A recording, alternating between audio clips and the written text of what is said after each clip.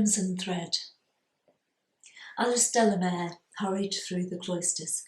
Gusts of wind blew rain sideways past the fluted columns, pattering onto the worn stone flags of the covered walkway.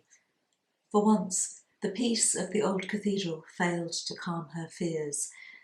The request for a meeting had been unexpected and unwelcome. She checked her wristwatch. In 2 hours' time, the curtain would go up at the Marlow Theatre.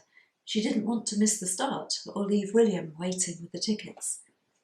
A tall, black cassocked figure bustled towards her, a bunch of keys clinking in his hands. "We're closing to visitors now." He broke off with a smile. "Oh, I'm sorry, Alice. I didn't realise it was you."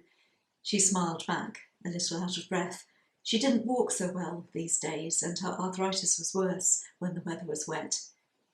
"Hello, Derek. Is the chapter house still unlocked? I just need to—" She trailed off. She'd been warned to go alone.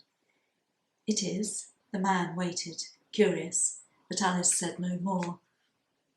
She pushed through the heavy door and walked into the chapter house with its high oak ceiling.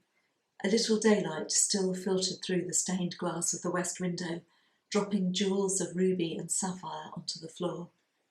Alice paused before the prior's throne and felt her skirt pocket for the letter.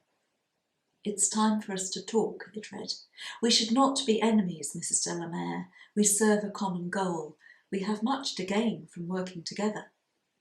Alice rather doubted that, but she was troubled enough to obey the summons.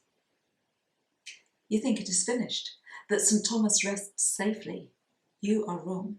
Let us meet in the house of God to resolve our differences."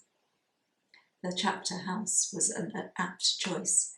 For hundreds of years, the monks of Canterbury had gathered in this lofty chamber to read a chapter of the Gospel and talk through the business of the day.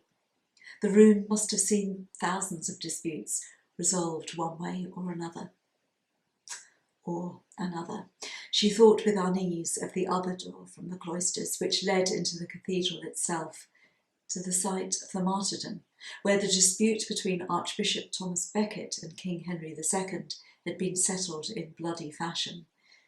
She began to wonder if she should have told somebody, William at least, about the meeting.